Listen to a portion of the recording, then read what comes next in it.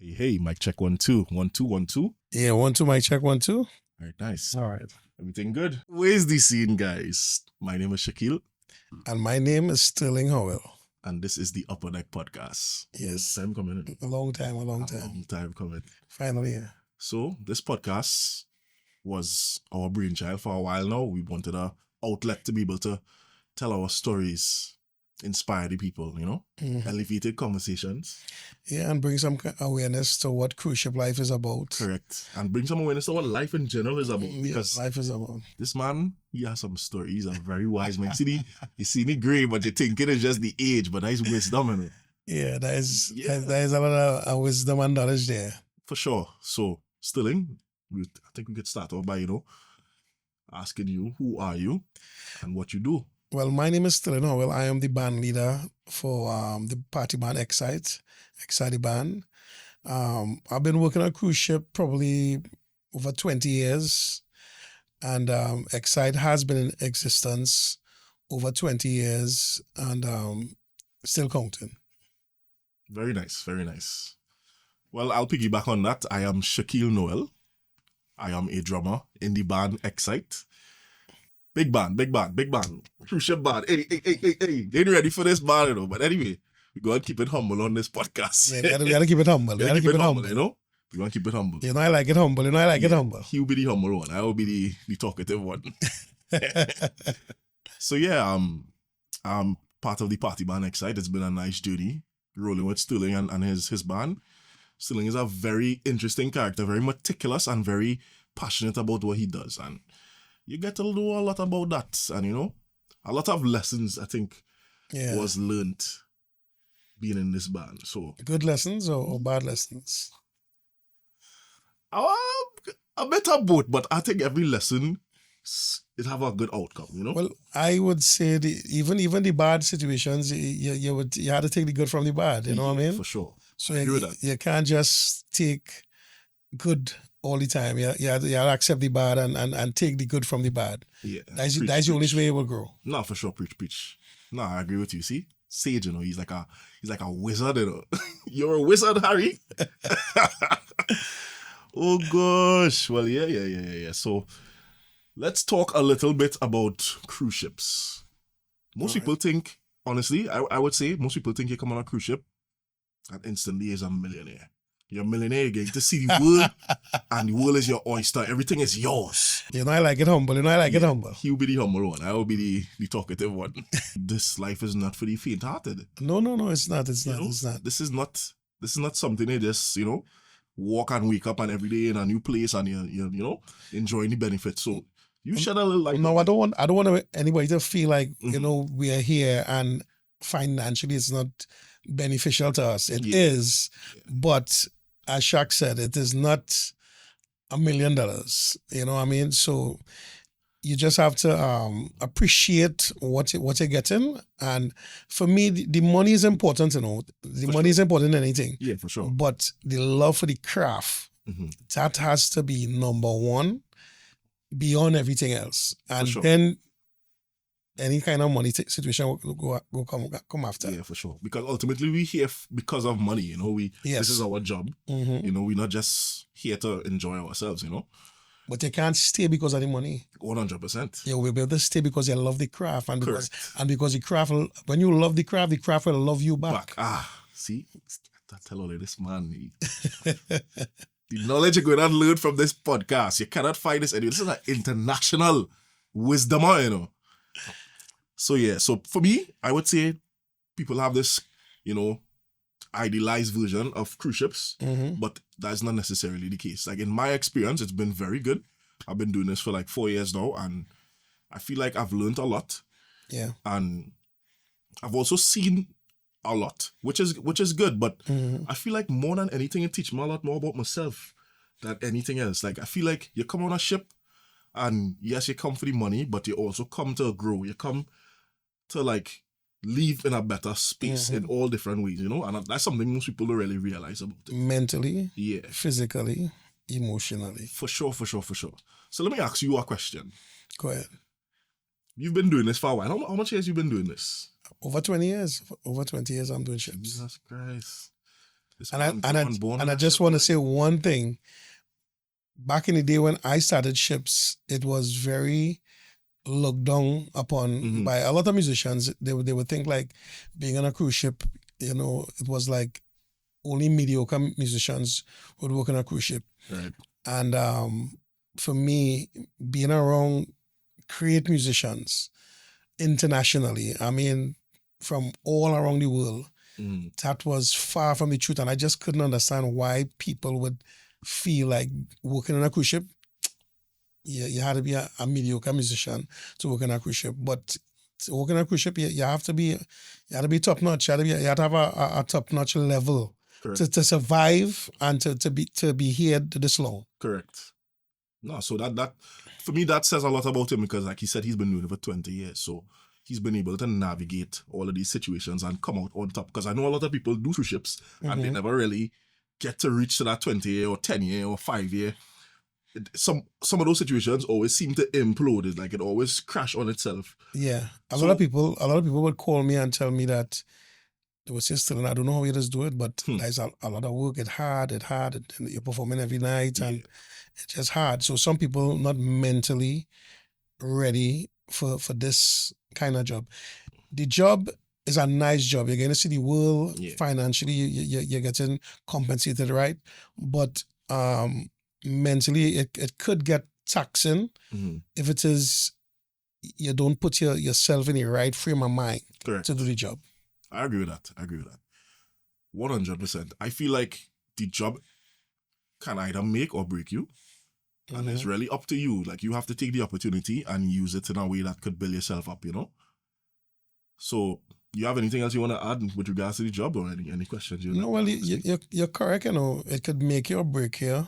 And for me, I've been in a lot of situations where I felt like it could have break me, but coming from a humble beginning, I was always determined to not fail. I was determined to be up there because coming from the Caribbean, it's like there's a stereotype coming on the cruise ship.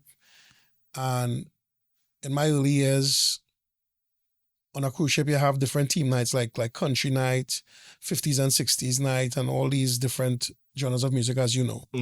And, when you're coming on a ship and they hear you're from the Caribbean, some of the crew staff will be shooing like, so how we doing country night? Yeah.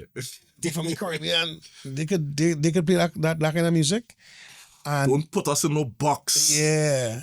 So you understand? The Caribbean have amazing musicians. Yeah, so middle-class level musicians. We basically were stereotyped and we had to step and show them that, we can rise to that occasion, rise to the level and do any genre of music. And I would say, this might be biased because I'm from the Caribbean, but I feel like a lot of the party bands and musicians on ships from the Caribbean are some of the better musicians.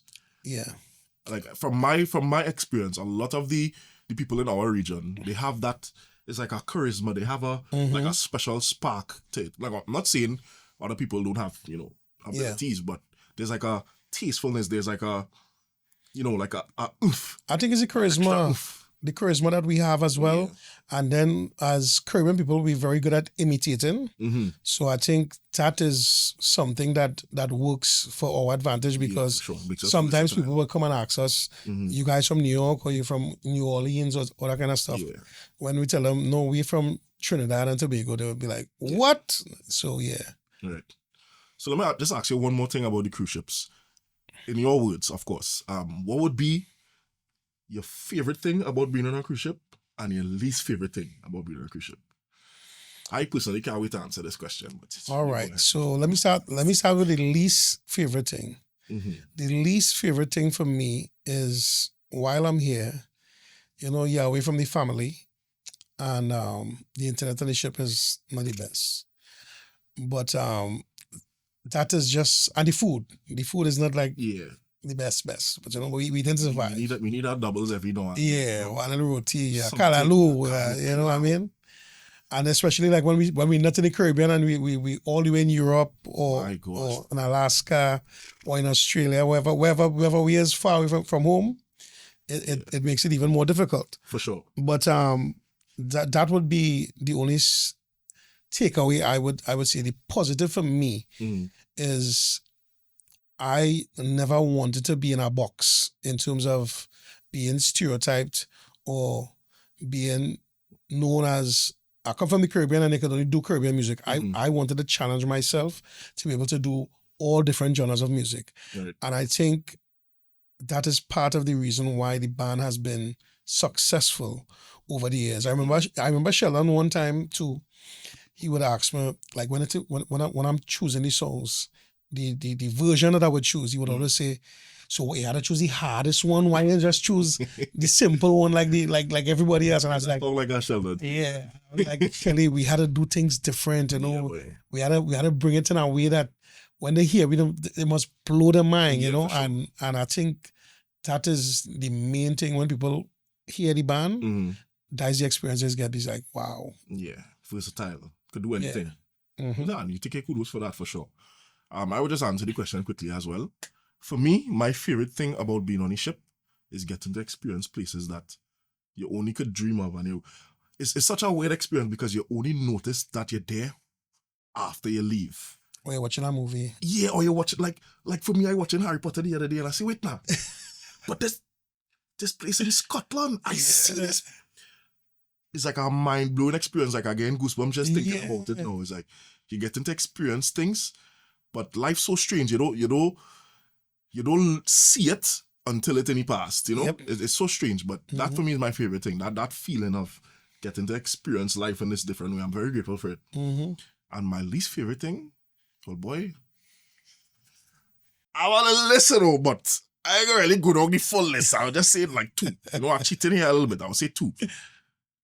Sharing a cabin is not my favorite thing in the world, but sometimes it's not a good thing. But sometimes for me, it's like you want to have your own space. I don't know, you know. I mean, for real. For me, being by yourself in a cabin is nice, but I think sharing the cabin, once you're sharing the cabin with the right person, right, it also brings peace. And, you know, because me and Sheldon rooming together for a long time. So, you know, so we know each other well. And, you know, it's a respect in the cabin. So, for sure. The living conditions is nice, you know, but if you have somebody who you have to be tiptoeing around, I totally understand it. For sure, you know, your socks fall down, a man throw it in the toilet. Yeah.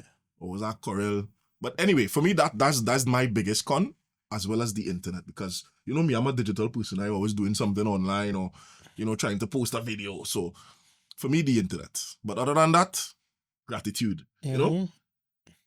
So let me talk about the podcast, you understand? Because a lot of people want to know where this podcast come from. How come all of us doing our podcast? I would say, for me, this podcast is needed. And people don't know that it's needed yet because we're given a perspective of things from inside the country and outside the country. This is like an international type of experience because yes, it is. We're on a cruise ship, but we're from Trinidad and Tobago. And the experiences that we've seen in Trinidad and outside of the world kind of gives a very interesting perspective on things. You know? Two different cultures. Yeah, 2 different cultures. But we'll be able to meet in the middle on certain topics and, you know, and I think we could kind of bring people on as well, you know, people from different parts of the world. Yeah, for sure. And bounce things off for them and just to see how different culture is. Yes. Because for me personally, in Trinidad, the crabs in the barrel need to get out because there's so much more to the world that you don't get to see unless you leave Piarco Airport. Yeah, I agree with you. Yeah.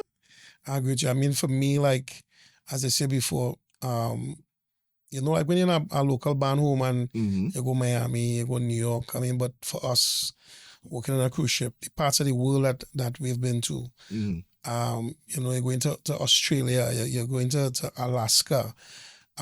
Before the whole drama with all the wars, I've been to Russia, I've been to Germany, I've been to Sweden. Yeah. That's crazy. I've been to Russia. Okay. No zdrovie. To all my Russian friends. How you know to say that? Let me not get into that. Get to the story. So yeah, you know, traveling the world, you're seeing all these different places, different cultures, and I think the most important thing is accepting the cultures of everyone else or learning the cultures of everyone else. Because when you come and you meet these different cultures, it could be Yeah, it could be a weird experience. Yeah, it could be a very weird experience. Some things could rub it the wrong way. And yes. What's going on? But then also things we do could probably rub people the wrong way because, too. So, when we talk, we like to talk with the hand. Yeah, we talk with the hand and thing and, gesticulate and, And sometimes it might seem like we're arguing, but we just having a normal conversation. Normal conversation. So cultural relativism is a big thing. So I had an issue like that already with security. Oh Lord, security. Yeah.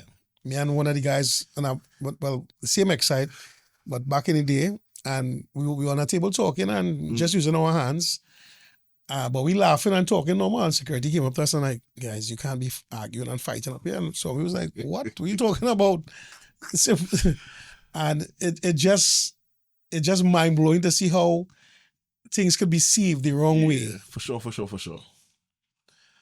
So, in a small nutshell, we're talking about the podcast, we're talking about our experience that will make this podcast entertaining. Mm-hmm. What would you say is an experience you've had on cruise ships that has changed you permanently? It could be a good one, it could be a bad one. That's a good question. Yeah, man. What has changed me? Yeah, if you want, I can answer first and you get some time to think about it. It's up to you. Yeah, go ahead first. All right. I think I have a few. So the experience that has changed me on a cruise ship the most permanently is seeing all these beautiful women. No, I'm just joking. just kidding. For me, an experience that has changed me the most was I remember when I came on the ship. First time this was the beginning of pandemic and there was so much things happening home. So much like instability now. Yeah.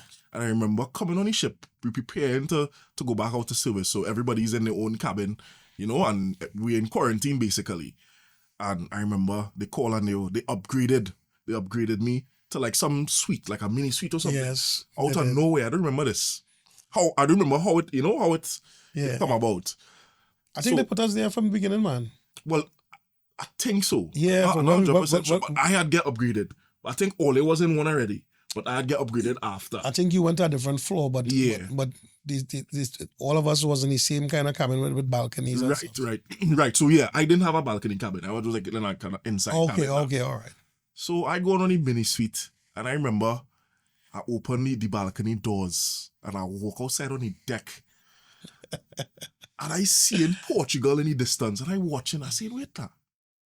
And I'm a little gospel playing, just full of gratitude. I was going through my little stripes at that point too, little troubles. Where does go as a young man. Sometimes you might go through a little relationship thing, whatever.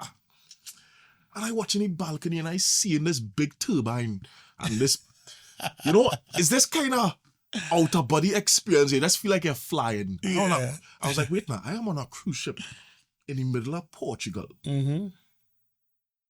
On a balcony, mm-hmm. And that just changed. It's like a switch just flip. It's like, wow, there's so much more to life. Yep. You focusing on these things, and this is really what's going on here, and this is only as much as you could see. Yeah. It has so much more beyond that you cannot even perceive happening. And it was in that moment I was like, okay, I need to be more aware. I need to really soak in the experience and see how much I could learn from it and add it to myself. That was permanent change for sure. For me, I think my work ethic has always been a good work ethic, but something that happened that changed me, I think, was the pandemic. The pandemic came and the whole industry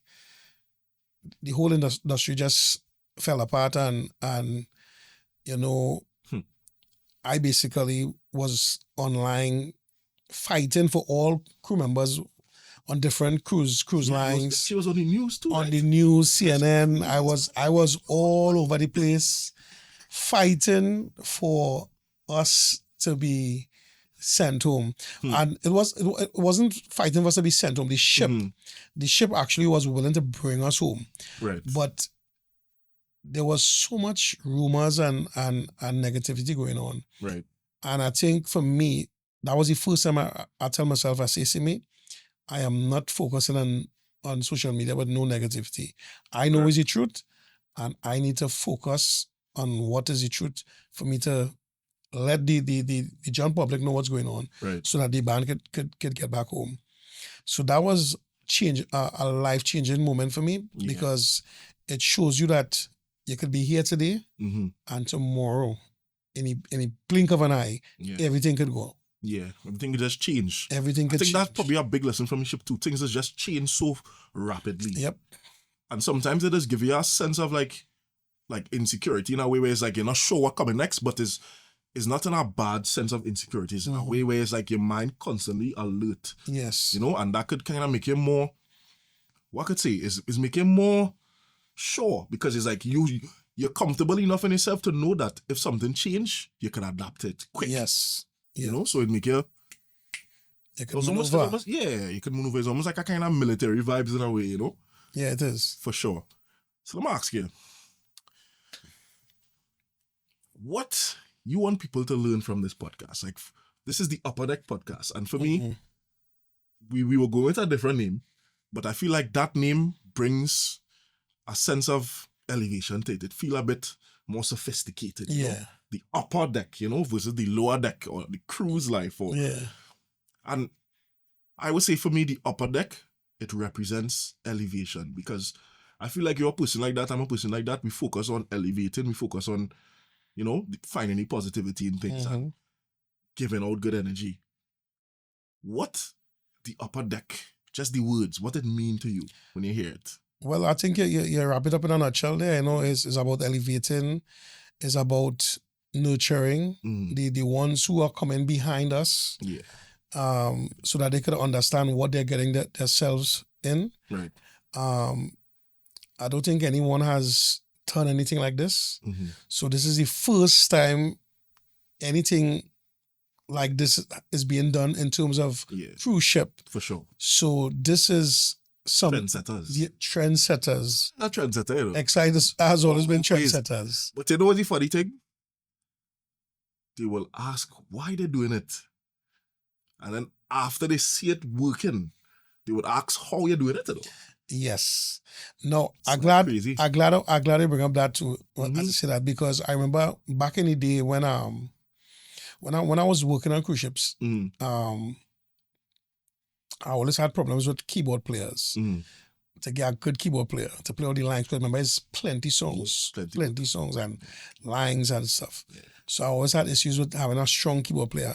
And I remember one night I sat down in one of the TV rooms and I was watching a R. Kelly and a Usher concert. And I saw they have samples and stems running and this kind of stuff. And I sat there and I said, like, you know what? I think I could bring this to cruise ship. Okay. You know? And so that's how that came about. Yeah, it was a vision, it was a thought, and I brought it to life. It was a lot of work. It came with a lot of backlash. People would say they're cheating, they're not playing, and boy, correct. Boy, the lambaste me all how and say all kind of thing. The band cheating, the band not playing, the band this, the band that. But what they didn't understand is that it brought a level of consistency to the band. Because when you go to the big shows and them on the ship, they're using that. They're using stems. They have guys. There's a professional product that they have there. So what we are doing right now is bringing a professional product just like that, just in a different venue on the ship. Correct. And that's the standard. That's the world standard. That's the world standard, you know. And so many different bands and different band leaders that would call me up for advice. They want to know how we doing this. How is going to the next song so fast? And this and they want to know the whole layout. Yeah. But the thing about it is, when I had that vision, I had so much fight, so much negativity, but I had to be strong and say, see me, I make up my mind. And I think that is my pro and my con. When it is I make up my mind, it have nothing stopping me. It have to work. A mountain. Yeah, and we're here today, and you could see for yourself. I mean, you in the band now, and you see the standard that we set, and we always trying to raise the bar. Always trying to raise the bar. Always trying to raise, and it's crazy that I ended up in a situation where somebody's saying something like that, because that is how I am within myself. So, sometimes things is aligned to make things work out in a positive way. So that's really cool.